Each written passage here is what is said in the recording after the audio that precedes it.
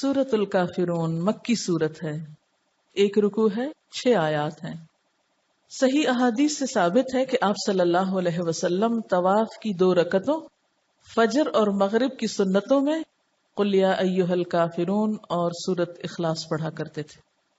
اسی طرح آپ صلی اللہ علیہ وسلم نے بعض صحابہ کرام کو فرمایا کہ رات کو سوتے وقت یہ سورت پڑھ کر سو گے تو شرک سے بری قرار پاؤ گے۔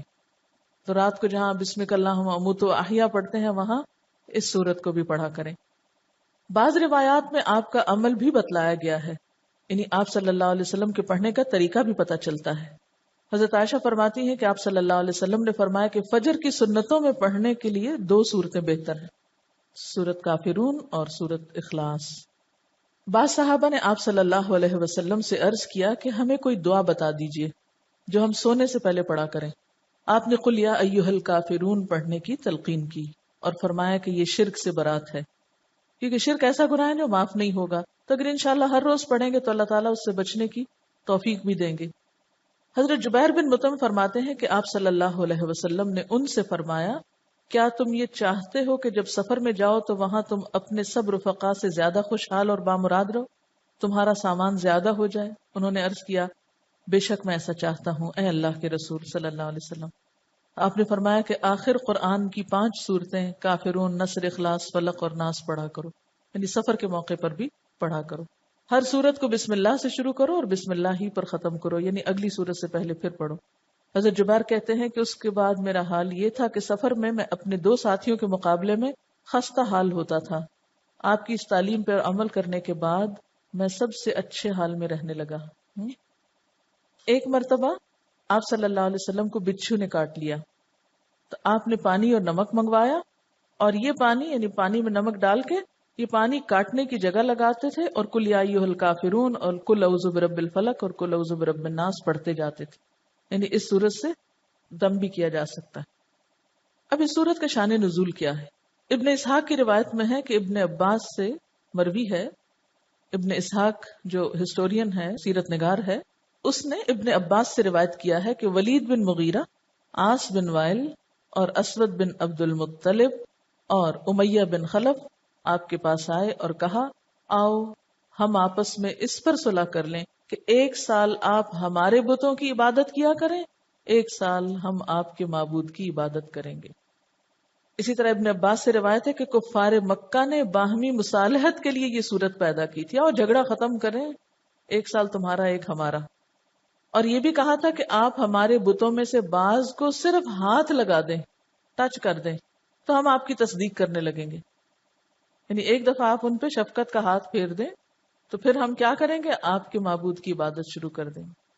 تو اس موقع پر جبریل علیہ السلام یہ صورت لے کر نازل ہوئے کہ دین کے معاملے میں کوئی کمپرومائز نہیں۔ بسم اللہ الرحمن الرحیم، قل یا ایھا الکافرون، کہہ دیجئے اے کافرو۔ پورے قرآن پاک میں یہ انداز نہیں ہے کافروں کو بلانے کا، لیکن اس موقع پر نام لے کر پکار کر کہا جا رہا ہے۔ الکافرون سارے مراد ہیں، لیکن خصوصی طور پر جن کے بارے میں یہ صورت نازل ہوئی۔ اور یہ بھی یاد رکھیے کہ یہ صورت مکی دور کے آخری حصے میں نازل ہوئی، جب آپ نے ان پر ساری حجت تمام کر دی تھی، اور پھر وہ آپ کو ایسی آفرز دے رہے تھے۔ آپ ایک عرصے تک اپنی قوم کو یا قومی کہہ کے پکارتے تھے، اے میری قوم، اے بنو ہاشم، اے قریش، لیکن اب یہاں اے کافرو کہہ کے پکارا گیا، اور حجت تمام کرنا بھی مقصود تھا۔ تو قل یا ایھا الکافرون، کہہ دیجئے اے کافرو، لا اعبد ما تعبدون، میں عبادت نہیں کرتا ان کی جن کی تم عبادت کرتے ہو، یعنی کسی قیمت پر میں تمہارے معبودوں کی عبادت نہیں کر سکتا۔ آپ کو یاد ہوگا کہ ابتدائی دور میں بھی آپ کو کچھ آفرز دی گئی تھی۔ جب ابو طالب زندہ تھے، کفار مکہ میں سے کچھ سردار آ کر یہ آفر کر رہے تھے آپ صلی اللہ علیہ وسلم کو کہ آپ چاہیں تو آپ کے قدموں میں جتنی چاہیں دولت لا کے ڈھیر کر دیتے ہیں، جس لڑکی سے چاہیں شادی کر دیتے ہیں، مکہ کا سردار بننا چاہتے ہیں تو وہ بنا لیتے ہیں، لیکن ہمارے معبودوں کی توہین نہ کرو، ان کو کچھ نہ کہا کرو، لا مت کہو، الا اللہ کہتے رہو لیکن لا مت کہو، ان کو کچھ نہ کہو۔ لیکن آپ صلی اللہ علیہ وسلم نے ان میں سے کسی بات کو تسلیم نہیں کیا۔ اس سے یہ بات پتہ چلتی ہے کہ دین کا کام اس وقت تک ہو نہیں سکتا جب تک انسان اپنی بات کا پکا نہ ہو. دین کے اصولوں پہ کمپرومائز نہیں کیا جا سکتا. اچھا، ہمارا عام طور پر حال کیا ہوتا ہے؟ بعض اوقات ہم دوسرے کا دل رکھنے کے لیے اس کی غلط باتیں لے لیتے ہیں. ہم کہتے ہیں چلو پہلے اس کو مانوس کر لیں، کچھ غلط کام ان جیسے کر لیں اور پھر اس کے بعد ہم ان کو سمجھا لیں گے. یہ طریقہ درست نہیں ہوتا. مثلا کوئی شراب پی رہا تو آپ کے چلو میں اس کا دل رکھنے کو تھوڑی سی پی لوں، پھر اس کے بعد اس کو تبلیغ کر کے سمجھا دوں گی کہ یہ حرام ہے، پہلے ذرا میں کمپنی تو دوں اس کو. یہ نہیں ہو سکتا. اس لیے کہ جب آپ کا اپنا عمل غلط ہوگا تو آپ دوسرے کو کس منہ سے منع کریں گے؟ آپ کی کون سنے گا پھر؟ اصل بات یہ ہے کہ باطل دوئی پرست ہے، حق لا شریک ہے. شعر ہے اصل میں. باطل دوئی پرست، دوئی پسند یعنی کہ اس میں بے وفائی ہے، بہت سارے بت ہیں. حق لا شریک ہے. حق کی خوبی کیا ہے کہ اس میں بس ایک الہ ہے، دی اونلی ون.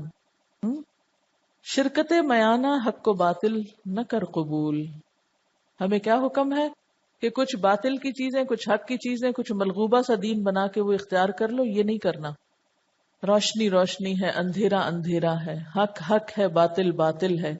اس لیے دین کے معاملے میں کمپرومائز نہیں کرنا، سمجھوتے نہیں کرنے، اصول پر قائم رہنا ہے، استقامت اختیار کرنی ہے.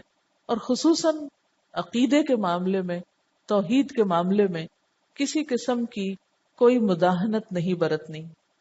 قل یا ایھا الکافرون لا اعبد ما تعبدون، میں نہیں عبادت کرتا جن کی تم عبادت کرتے ہو.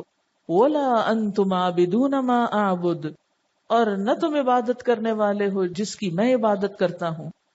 ولا انا، اور نہ میں عابدن عبادت کرنے والا ہوں، ما عبدتم جن کی تم نے عبادت کی. اب دیکھیے یہاں ایک دفعہ مضارع کا صیغہ ہے اور دوسری دفعہ فاعل کے وزن پر آ رہا ہے. ایک دفعہ عابدو ہے، دوسری دفعہ عابدن ہے. یعنی نہ کی ہے، نہ کروں گا اور نہ کرنے والا ہوں. مجھ سے تم پوری طرح مایوس ہو جاؤ، یہ نہیں ہو سکتا. یعنی ایک ہی بات کو مختلف انداز میں کہا گیا ہے، مختلف پیرایوں میں بیان کیا گیا ہے کہ ہر طرح کا شک دور کر لو. کسی بھی شکل میں، کسی بھی طور پر کوئی کمپرومائز نہیں ہو سکتا. ولا انا عابد ما عبدتم ولا انتم عابدون ما اعبد، اور نہ تم عبادت کرنے والے ہو جس کی میں عبادت کرتا ہوں. لکم دینکم ولی دین، تمہارے لیے تمہارا دین اور میرے لیے میرا دین. جیسے ایک اور جگہ پر آتا ہے نا، لنا اعمالنا ولکم اعمالکم، کیونکہ یہ دو راستے اکٹھے نہیں ہو سکتے، ایک جیسے نہیں. یہ دو نظریے جمع نہیں ہو سکتے. وما امروا الا ليعبدوا الله مخلصین لہ الدین، وہاں تو اللہ کے سوا کسی کی عبادت کا بھی حکم نہیں، خواہ وہ ریاکاری ہی کی قسم کیوں نہ ہو. اس لیے کہ دونوں کی سوچ فرق، دونوں کا طرز زندگی فرق اور دونوں کا انجام فرق. یہ کہاں اکٹھے ہو سکتے ہیں؟ یہ تو زمین اور آسمان ہے، یہ تو مشرق و مغرب جتنی دوری رکھتے ہیں آپس میں. دونوں ایک دوسرے کے بالکل اپوزٹ ہیں. بسم اللہ الرحمن الرحیم. قل یا ایھا الکافرون لا اعبد ما تعبدون ولا انتم عابدون ما اعبد ولا انا عابد ما عبدتم ولا انتم عابدون ما اعبد لکم دینکم ولی دین. پاک اور ناپاک ایک جیسے نہیں ہوتے، مسلم اور مجرم فرق ہوتے ہیں. دین پڑھے ہوئے اور نہ پڑھے ہوئوں کی زندگی مختلف ہوا کرتی ہے. جاننے والے اور نہ جاننے والے برابر نہیں ہوتے. نیکی اور برائی ایک نہیں ہوتی.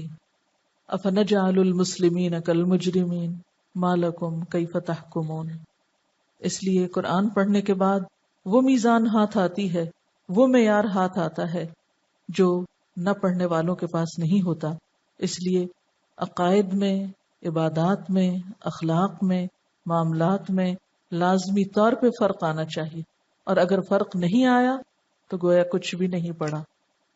اللہ اکبر